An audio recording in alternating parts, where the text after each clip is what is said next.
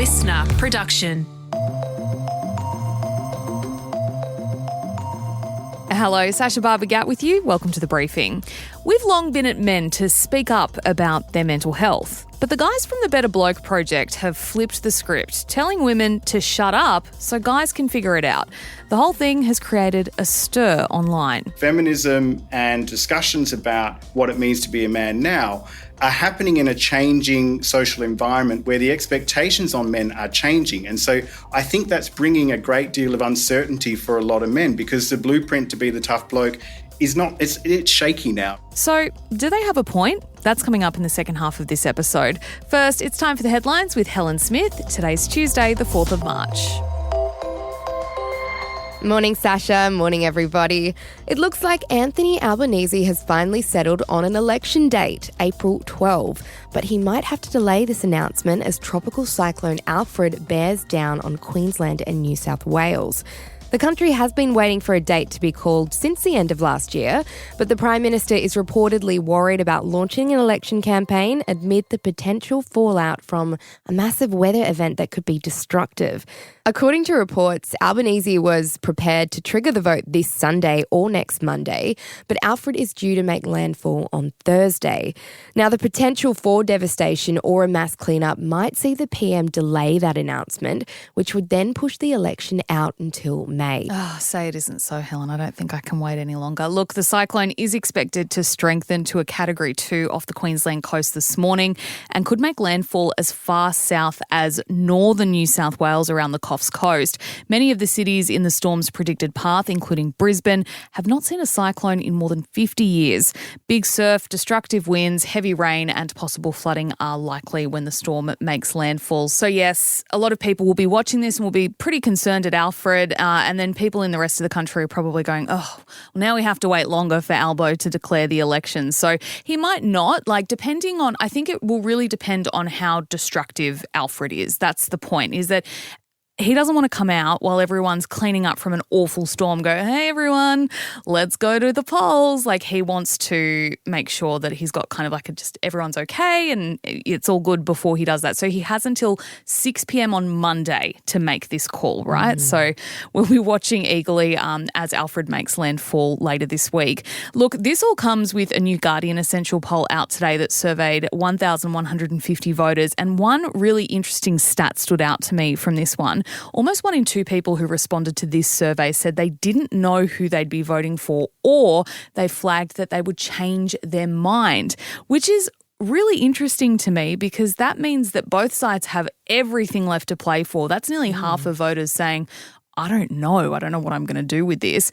But when it comes to two-party preferred, according to this poll, it is still split. The coalition leads Labor 48 to 47, so very, very close. When it comes to Anthony Albanese, his approval rating did drop 2 points to 41%, which is the same as Peter Dutton's approval rating, but his remained unchanged. So Dutton kind of just staying in the middle of the seesaw, Albo kind of going up and down a little bit. And interestingly as well, when it comes to this election campaign, we did find out that the Liberal Party has asked for 4 debates between Peter Dutton and Anthony Albanese. So they'd be on Sky News, ABC and then Channels 9 and 7. So we could be seeing a lot of argy-bargy between the pair as we march towards whatever the date's going to be, either April 12 or sometime in May. It's been revealed that for every $1 a man earns in Australia, women on average still only earn 78 cents. That's according to the latest figures from the government's Workplace Gender Equality Agency, which has released its latest report for the 12 months to March 2024. It found almost 3/4 of all Australian employers, or 72.2%, have a pay gap that favours men, meaning that on average women earn nearly $30,000 less than their male counterparts. Now, that might sound pretty bleak overall, but the pay gap is getting narrower, but not by much. Yeah, more than half of Australian companies have improved their gender pay gap, but only 1 in 5 businesses have eliminated it completely. I fear it'll be a long time before That gets to 5 in 5. It is the second time the data has been published after government legislation in 2023 allowed the WGEA to release the salary information of employers with more than 100 employees. Now, these latest pay gap findings are based on the average total remuneration from April 2023 to March 2024, and that includes bonuses, overtime and superannuation. Yeah, and if you're wondering how does this all work again, well, the gender pay gap does not refer to paying men and women differently for the same job. That's been illegal since 1969. The pay gap is the difference between the average pay of men and women by an employer, and it reflects things like companies not allowing senior roles to be held by people working part-time, and women make up the majority of part-time employees, so that's a big one.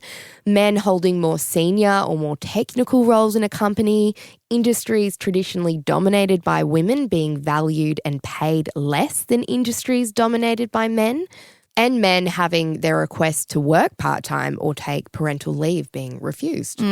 Now, something that's interesting as well, you mentioned there men holding more senior roles, and technically the pay gap did actually widen in this year's report by 0.1%. Now, that's because CEO pay was included in this latest round of reporting, and CEO positions are typically held by men. So if they hadn't included the CEO pay, the pay gap would have actually improved by 0.6%. So less than 1%, but we're still moving in the right direction. And if you missed it, the Oscars were on yesterday afternoon. Sadly, our Aussie rep Guy Pearce missed out on the gong for Best Supporting Actor, but there were still plenty of other highlights of the night. It was all hosted by Conan O'Brien. And while everyone knew it was coming, Ariana Grande and Cynthia Erivo opened the night by belting out Defying Gravity, which was probably one of the biggest moments of the evening. There's no fight we cannot win, just you and I, defying gravity. With you and I, defying gravity. They'll never bring us down. The independent film Anora was the big winner, taking home 5 Oscars, including Best Picture, beating out Wicked, The Brutalist, and The Substance. What? What? What? And did you not hear what I said? I said it's because your son's a pussy. So, poszli.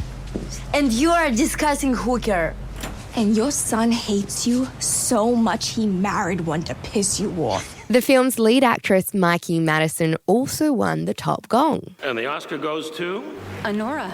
The Oscar goes to Mikey Madison. I grew up in Los Angeles, but Hollywood always felt so far away from me. So to be here, standing in this room today is really incredible. While Adrian Brody took home Best Leading Actor for his role in The Brutalist. Now, Wicked was snubbed. It's interesting seeing, the difference between what's a popular movie and what's a critically acclaimed movie. Not that Wicked was nominated, so it's not like it was a shit movie, but it's so interesting, the hype versus what actually comes out in the awards. It did win Best Production Design, which was, well-deserved. The Substance, meantime, that was that body gore thriller, took home Best Makeup and Hair. Demi Moore, everyone was hoping she was going to win Best Actress for that one. Unfortunately, she missed out. And look, interestingly, this year, the Oscars also made it into the living rooms of Russians, and this was all because of Anora. Now, it's the first time the awards have made the state TV news since Vladimir Putin launched his full-scale invasion of Ukraine 3 years ago. The film earning praise in Russia because it had authentic Russian dialogue and a cast of Russian actors, which is interesting. Yeah, and speaking of dialogue and accents and language, one fun fact that I thought was a bit wild, you mentioned there Adrian Brody winning Best Actor. AI was used to help his accent for the movie. So that's kind of created a bit of a conversation around AI and awards and how much we know, how much we don't. Apparently right now, movies don't have to declare if they're using it or how much they're using it. That's probably going to be something we'll see changing, or maybe some legislation coming into that over the next coming years. But the Oscar gift bag is always the best part. This year, the top gift bags were valued at over 200,000 USD. That's around 322,000 Australian dollars. Wow. And The goodie bags this year included more than 60 gifts. This is according to BuzzFeed. Most of them were under $1,000, like skincare, snacks, wellness products. But the big ones, these were the key ticket items. One of them included a $24,000 4-night stay at a luxury resort in the Maldives, a $25,000 live show from a mentalist. What does that even mean? A mentalist, like the brain, the reading your mind kind of thing. Oh, sure. 25 grand. Holy crap. That must be good. And then also $1 million worth of disaster recovery support for those affected by the LA fires. So the nominees get to give it out in their name. It also included one of them a $25,000 voucher for liposuction. Oh, sure. Why not? I mean, I'd take it if someone gave it to me. Yeah. I mean, look, the only people who get these big ticket ones are the hosts and the big winners. So I'm talking lead actresses and actors and whatever. But yeah, look, I'd want to go for the gift bag. Look, even like the basic bitch gift bag would probably be pretty good. Oh, it'd still be amazing. Come on. It'd be worth like 10, 20 grand. I mean, what's the best I've gotten in a gift bag? I don't know. A voucher for bloody HelloFresh seems to be the standard. Free Pilates class. Woo. Woohoo.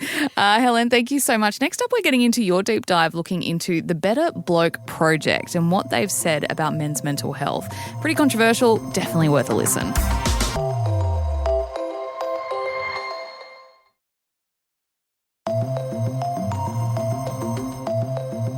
The internet is a divisive place, and men's mental health has been at the forefront in the last couple of weeks.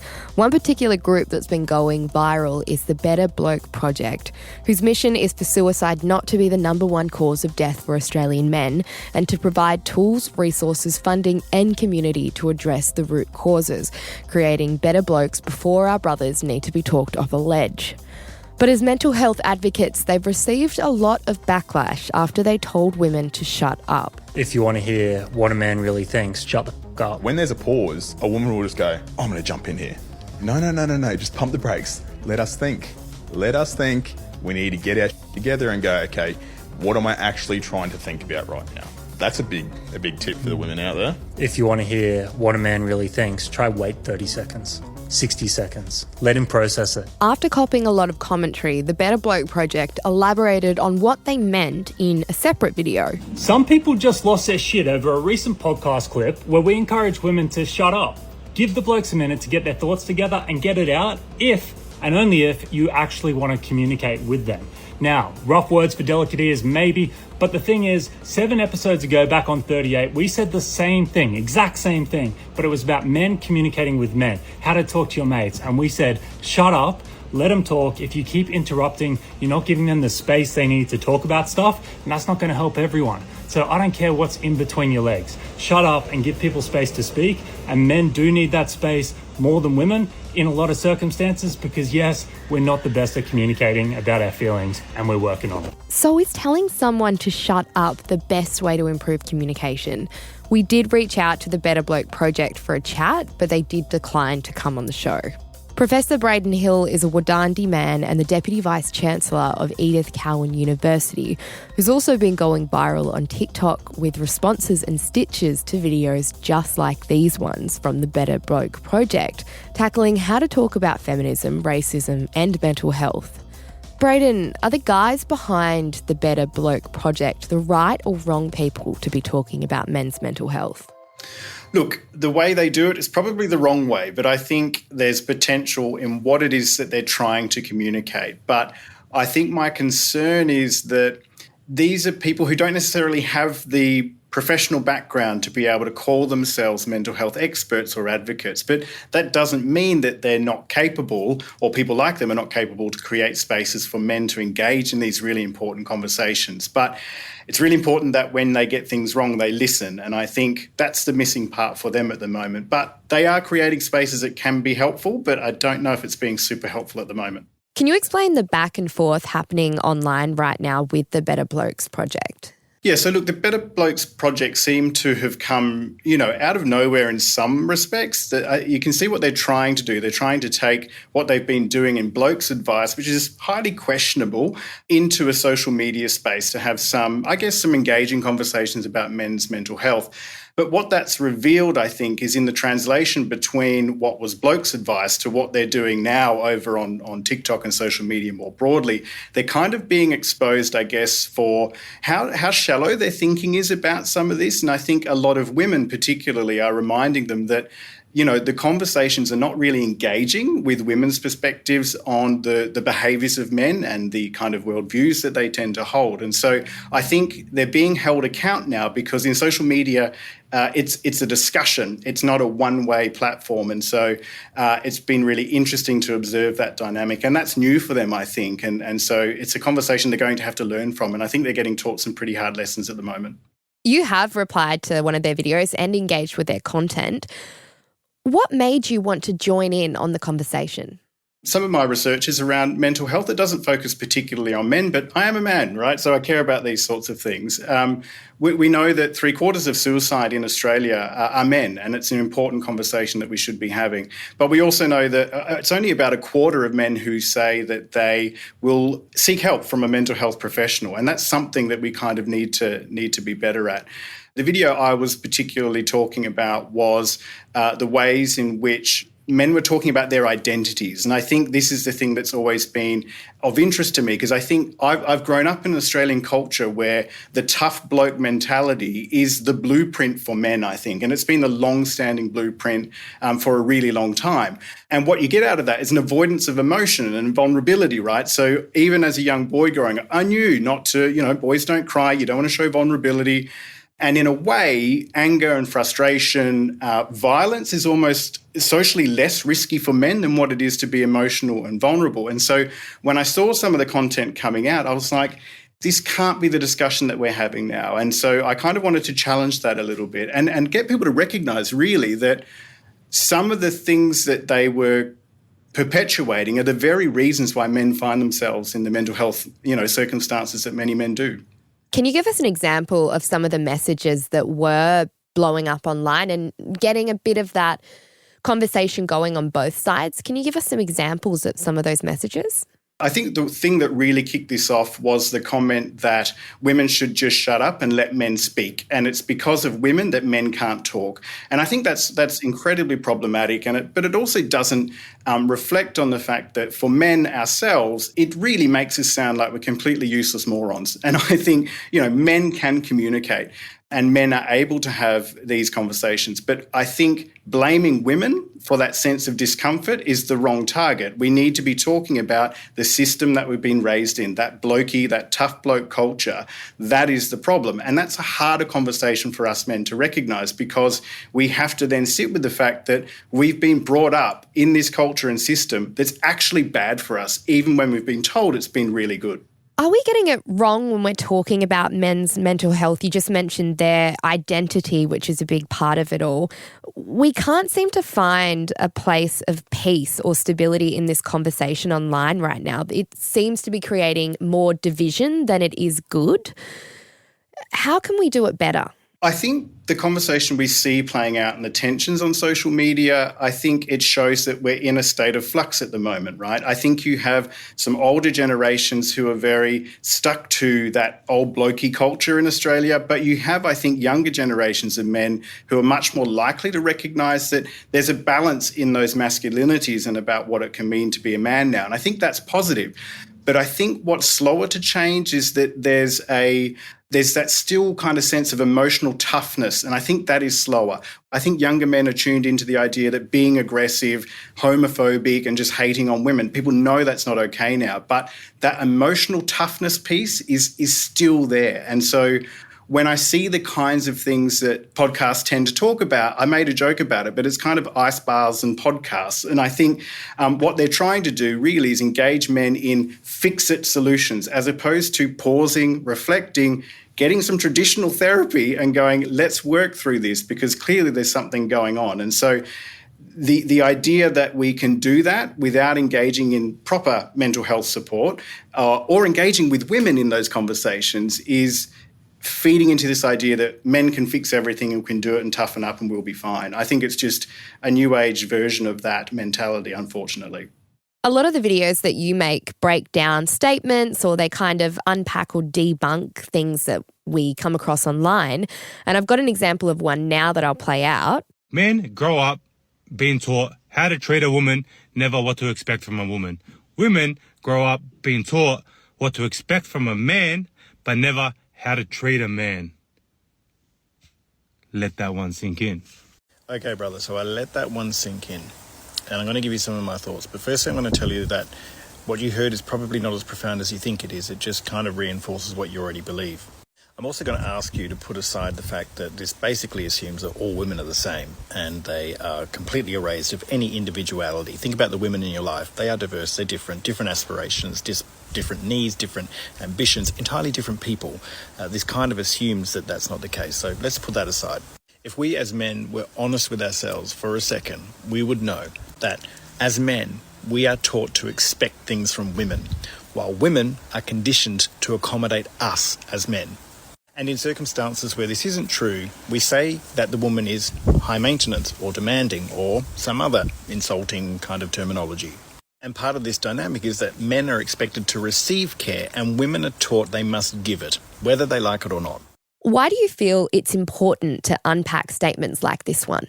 I think it's important just to encourage people to pause to think about what they want to say before they go and say it, right? Because what they say can have consequences. These are people sometimes with big platforms, and often young, impressionable men are listening to this. And if they're not, I want to model people's ability to pause and go, hang on, what did he just say? Let me think about that. Let's do some research, right?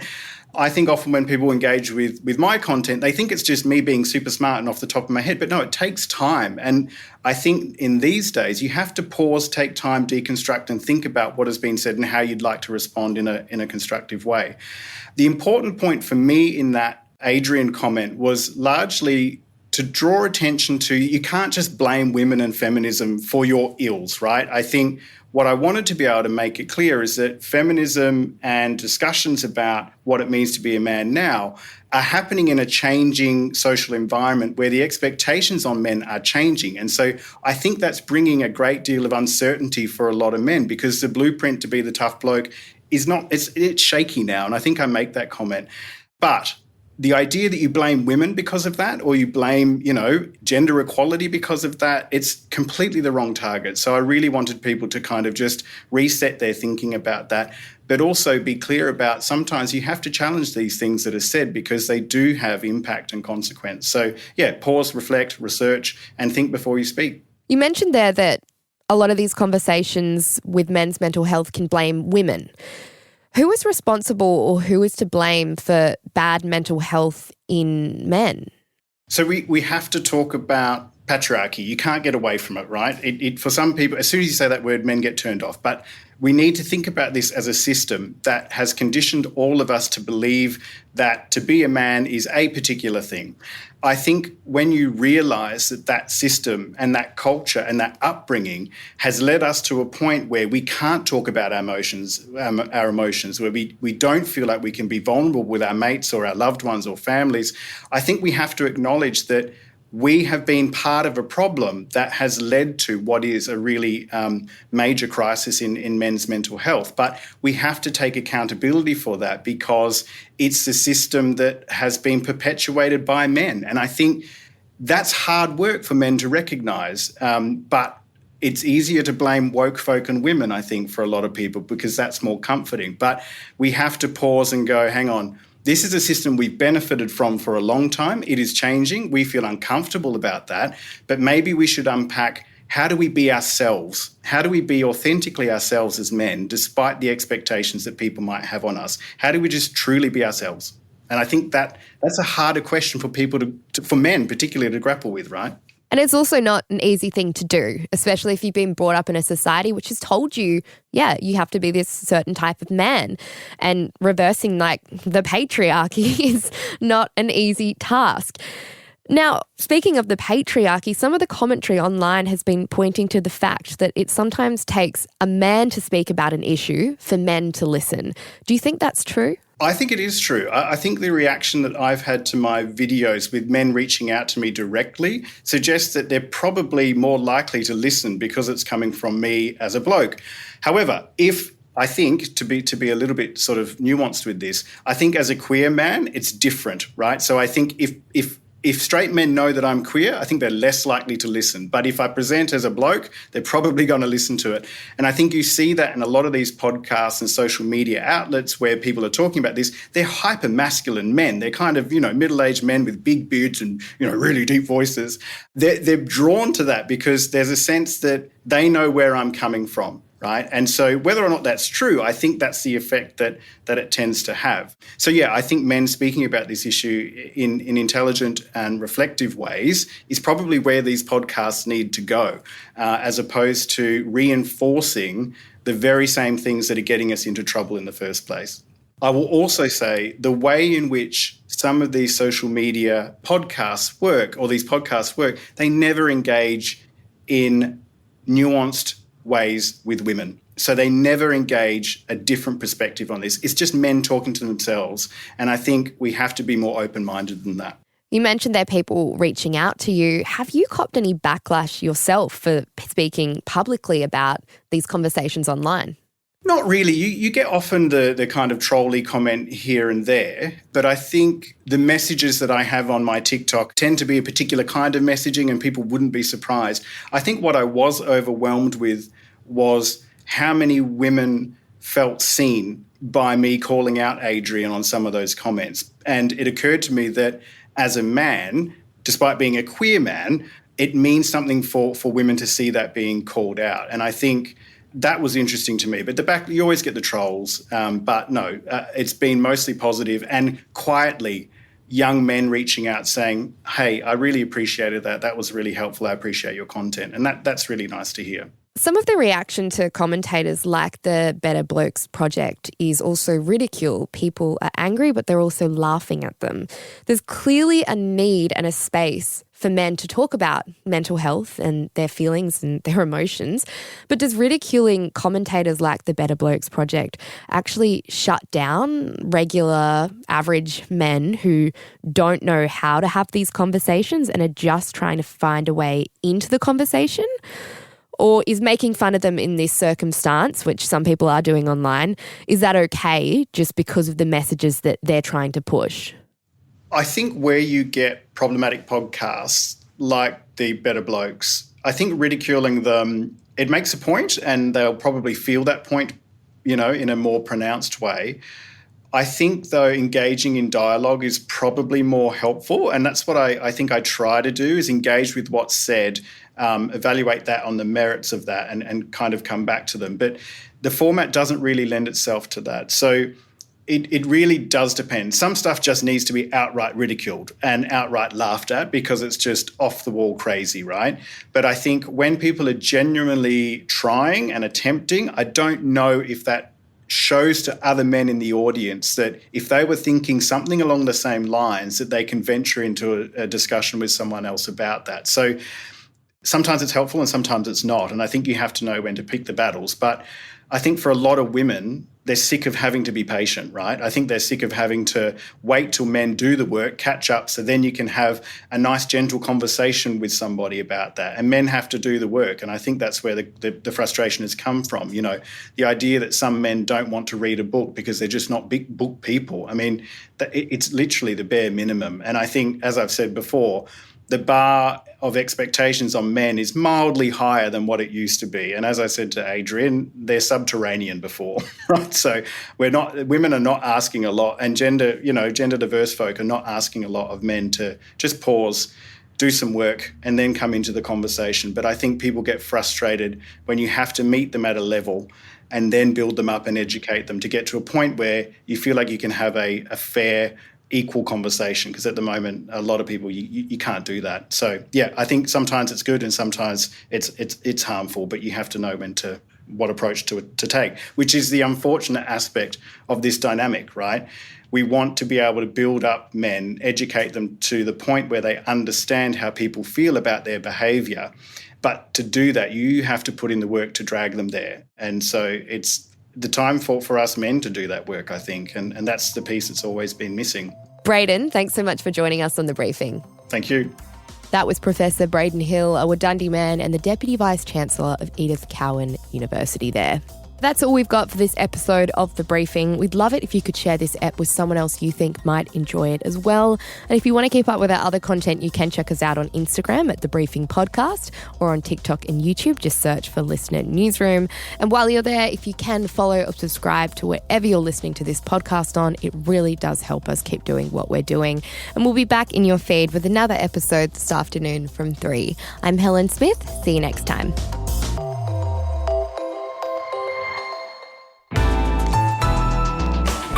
Listener.